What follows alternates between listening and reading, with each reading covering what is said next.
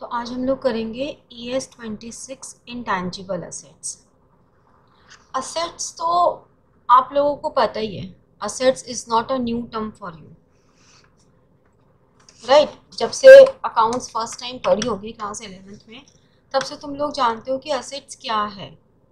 ठीक है, असेट्स कुछ भी वो होता है जो हमारी इकोनॉमिक एक्टिविटीज़ में हमें हेल्प करता है, हमें फ्यूचर में हमारी इनकम्स इंक्रीज हो उसमें हेल्प करता है, यानी कि जो हमें इकोनॉमिक बेनिफिट्स प्रोवाइड कर रहा है, और जिस पे कंट्रोल, जिसका ओनरशिप हमारी ऑर्गेनाइजेशन के पास है। तो हम क्या कह सकते हैं असेट के लिए कि असेट क्या है? Asset which is controlled by an enterprises. Secondly, जिसके थ्रू हमें इकोनॉमिक बेनिफिट्स मिल रहे हैं। ठीक है, एंड फ्यूचर में भी ये इकोनॉमिक बेनिफिट्स हमें मिलते रहेंगे। ठीक है, तो ये हमारे लिए असेट्स की कैटेगरी में आता है।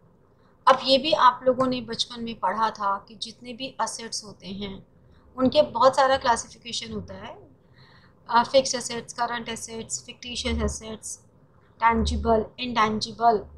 सो there are lot of categories, but अभी हमें यहाँ पे जो मेन कैटेगराइजेशन से मतलब है वो है कि कौन सी असेट्स तुम टैंजिबल एसेट्स में ले रहे हो और कौन सी इनटैंजिबल में। बिकॉज हमारा जो ये स्टैंडर्ड है, ये अकाउंटिंग स्टैंडर्ड 26 है। ये स्टैंडर्ड भी ऐसा नहीं है कि आपके लिए कम्प्लीटली एक न्यू थिंग है। आप लोगों ने पहले भी जब पार्टनरशिप वगैरह पढ़ी है तो उसमें ट्रीटमेंट ऑफ गुडविल में अकाउंटिंग स्टैंडर्ड 26 का छोटा सा प्रोविजन पढ़ा है। बस अब हम थोड़ा सा उसको एक्सपैंडेड फॉर्म में करने वाले हैं। तो टेंजिबल एसेट्स कौन सी होती हैं? जिनकी एक फिजिकल सब्सटेंस है।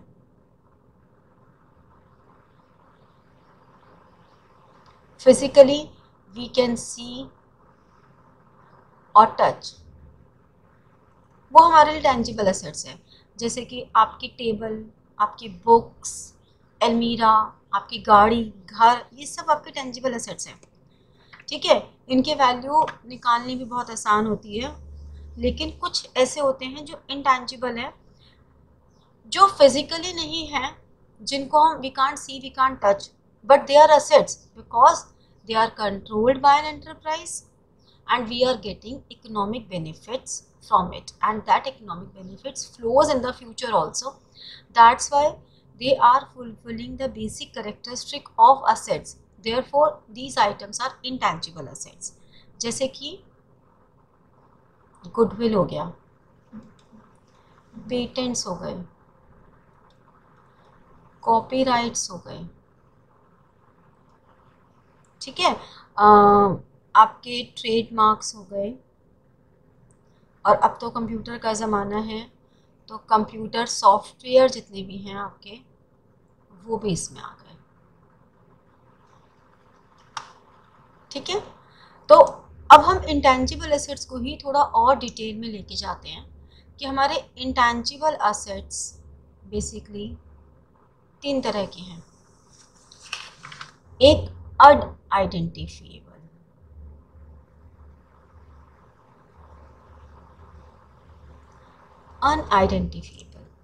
एक है जो कि एक्वायर्ड आइडेंटिफिएबल है, और एक है जो कि इंटरनली जनरेटेड आइडेंटिफिएबल है।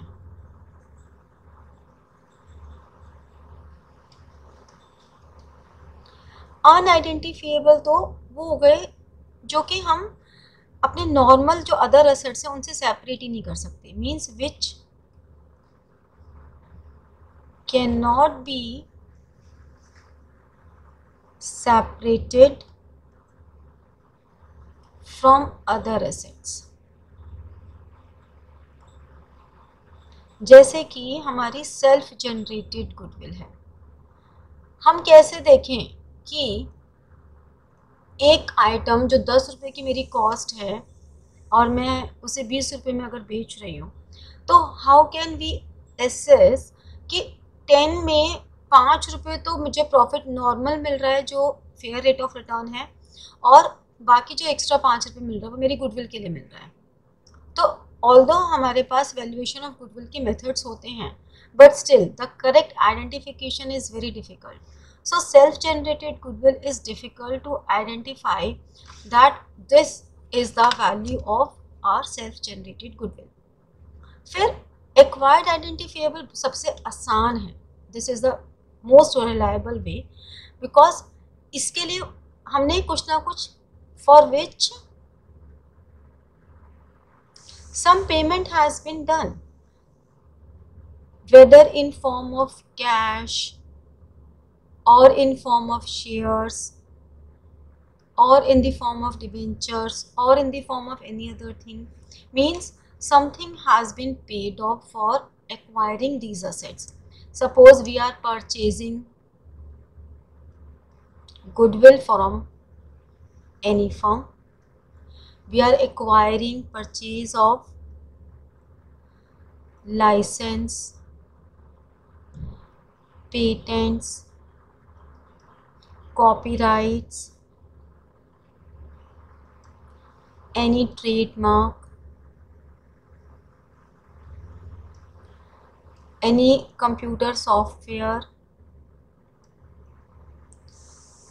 ये सभी हमारे लिए एक्वायर्ड आइडेंटिफाइबल इंटेंजिबल एसेट्स होते हैं, बिकॉज हमने इसको एक्वायर करने के लिए कुछ ना कुछ पे किया है। And even if something has not been paid, even if some amount has been paid for like legal fees, registration fees to make something as our patent, अगर हमें कुछ भी कॉपीराइट्स लेने हैं, हमें पेटेंट्स को रजिस्टर करवाना है, तो we have to pay some amount of legal fees, some amount of audit fees, some registration fees, some formalities. So these all are the expenses which are related for acquiring these type of assets. So we can estimate the value. We have put some person who are engaged in developing that software. There are so many persons who are engaged in preparing that trademark or patents or copyright. So we are paying salary to them. We have some office under which they are sitting and वो लोग ये सारी development process कर रहे हैं। तो जितने भी licence, patents, copyrights, trademark, computer software है, इनके लिए तो बहुत आसान है। हम लोग ये अंदाज़ा लगा सकते हैं ना कि भाई हमने 10 लोगों की टीम बनाई, उन 10 लोगों को सैलरी दी, उन 10 लोगों की टीम के लिए हमने ये ऑफिस बनाया, इतना हमने असेट्स भी परचेज़ किए, वो असेट्स इतना डेप्रिशिएट भी हो रहे हैं, हमारा इतना लाइटिंग का भी खर्चा आ रहा है, इतना हमारा रेंट आ रहा है। मतलब जितने भी एक्सपेंसेस हैं जो उस पूरे टेन्योर में, जब ये डेवलपमेंट चल रहा था तो उस पूरे टेन्योर में पेमेंट हुई है, तो हम सबके कॉस्ट को ऐड करके ये देख सकते हैं कि भाई इस लाइसेंस को लेने के लिए, इस कॉपीराइट को लेने के लिए, इस सॉफ्टवेयर को डेवलप करने के लिए हमने एक्सपर्टीज़ की भी सलाह ली। तो सारे एक्सपेंसेस को ऐड करके हमें पता लग जाएगा कि भाई इनकी कॉस्ट क्या है। तो this is easy to calculate cost. बस गुडविल की, परचेज गुडविल की भी कॉस्ट हमने, जो भी हमारे पास मेथड हम ले रहे हैं उस मेथड के थ्रू हम वैल्यूएशन करके परचेज गुडविल की भी निकाल सकते हैं। तो ये सबसे इजी है और they are very easy to show in books कि भाई हमारा इतना कॉस्ट आया है, and we can easily show in the books of accounts. However हम इनको बहुत लॉन्ग टाइम तक नहीं रख सकते हैं कि भाई चलो एक बार आइडेंटिफाई कर लिया तो लाइफ लॉन्ग ही रह गया। Although we are following going concern concept, but फिर भी गोइंग कंसर्न कॉन्सेप्ट का मतलब ये थोड़ी ना है कि एक चीज़ आ गई तो बस आ ही गई है, वो कभी ख़त्म ही नहीं होगी।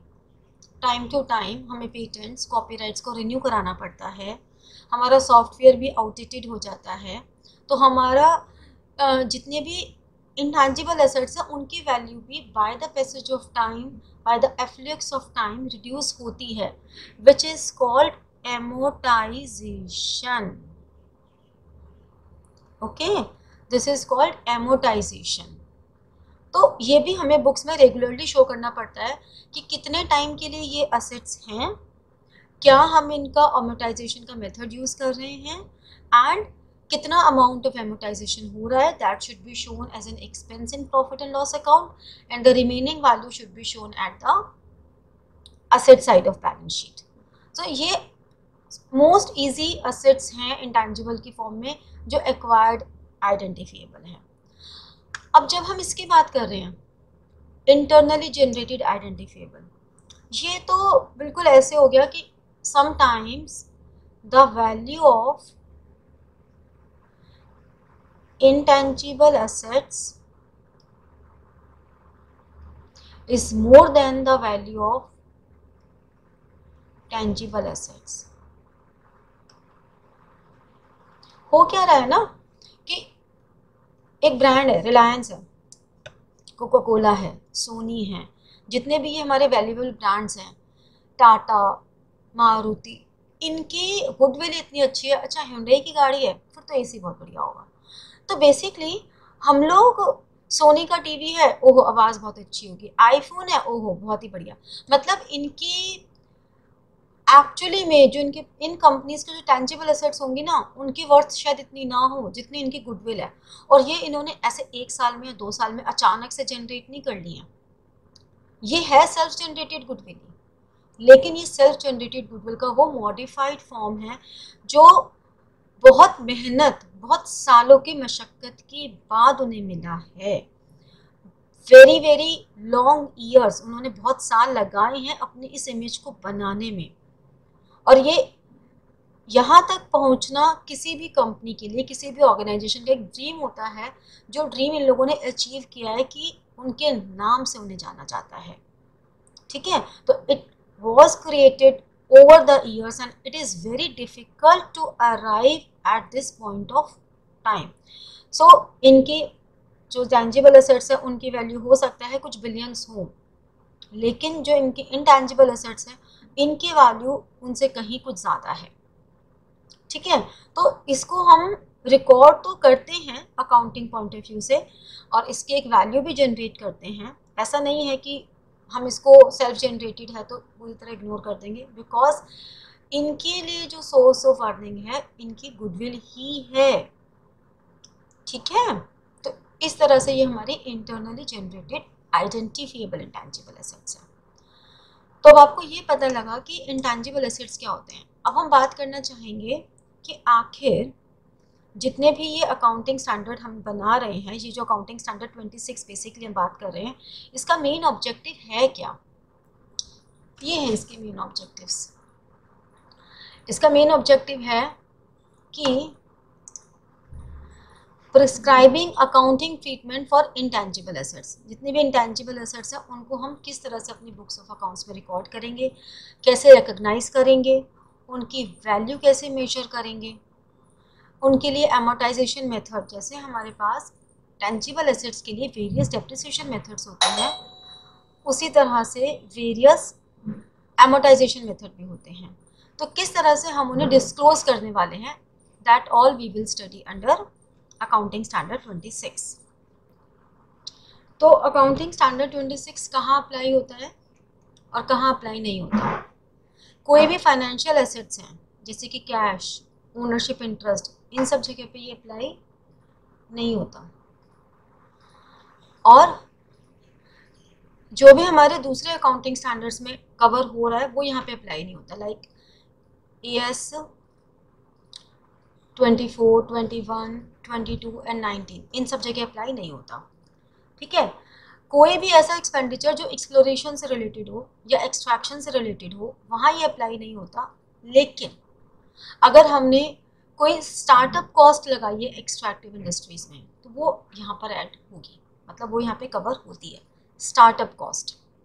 कोई भी intangible assets arising in insurance enterprises, कोई भी इंश्योरेंस एंटरप्राइजेस में अगर आ रहा है तो वो intangible assets arising in insurance enterprises from contracts with policy holders.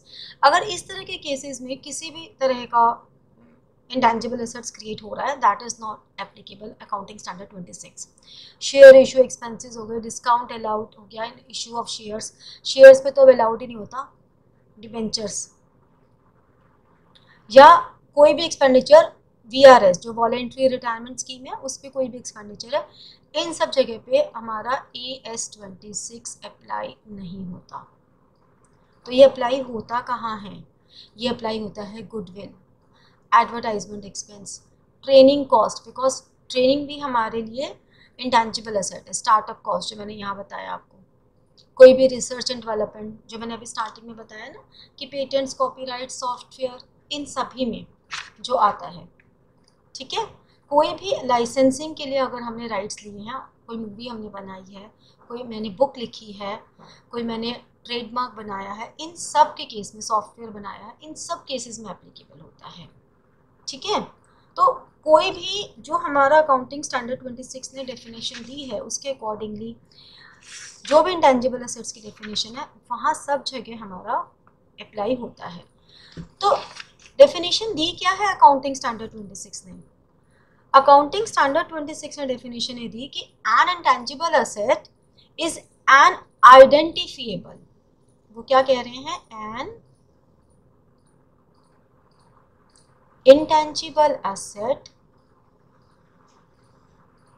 is an identifiable non-monetary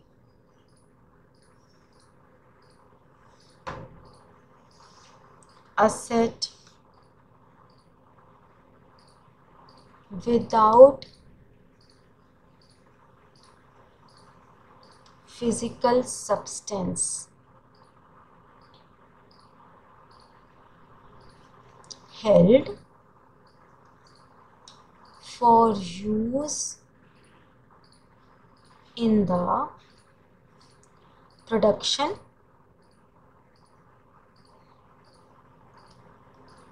or supplying of goods or services for rental to others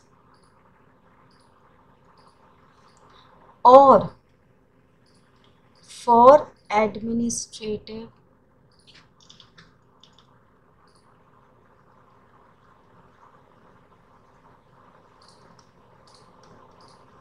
purpose.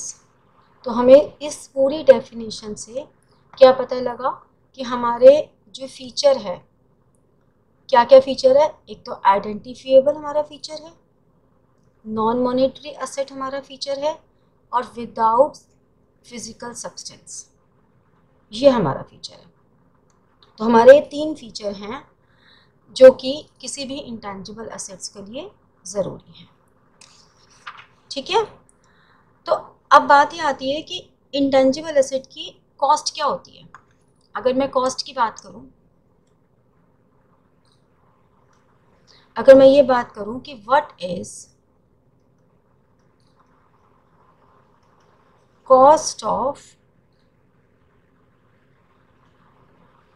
Intangible asset, तो cost क्या होती है?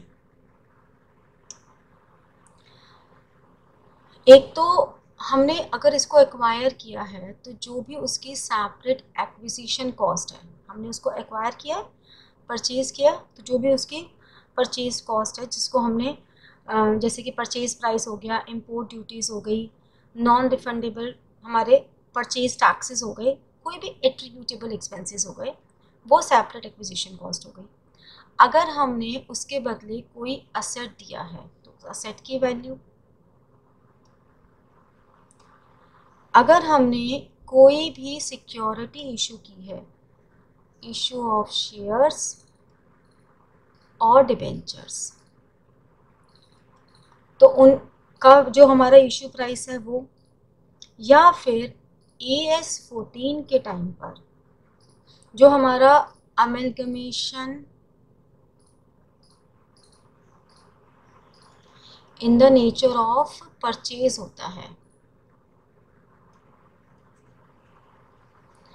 उसमें हमने देखा था ना बैलेंसिंग फिगर, एक गुडविल आ जाती है, ठीक है ना। तो वो जो है ये सब हमारा इसमें AS14 में जो हमने परचेज ऑफ गुड बिजनेस किया उसमें जो हमारी गुडविल की वैल्यू आती है, यानी कि हमने जो भी value of net assets acquire किए अदर देन गुडविल और हमने परचेज कंसिडरेशन उससे ज़्यादा दिया है। तो हमने ज़्यादा क्यों दिया? क्योंकि उस फॉर्म की गुडविल कुछ ना कुछ रही होगी, इसलिए तो ज़्यादा दिया है। तो इस तरह से हम कैलकुलेट कर लेते हैं कॉस्ट, ठीक है। अब हमें ध्यान क्या रखना है कि कोई भी जो हमारे पेटेंट्स या हमने जिस बात की थी ना अभी पेटेंट्स कॉपीराइट्स, इसमें मैंने आपको स्टार्टिंग में बताया था कि उनके डेवलपमेंट से रिलेटेड जो भी कॉस्ट है वो इंक्लूड होती है, लेकिन कुछ ऐसी भी कॉस्ट है जो कि इंक्लूड नहीं होती। कौन सी? जो डायरेक्टली एट्रीब्यूटेबल नहीं है।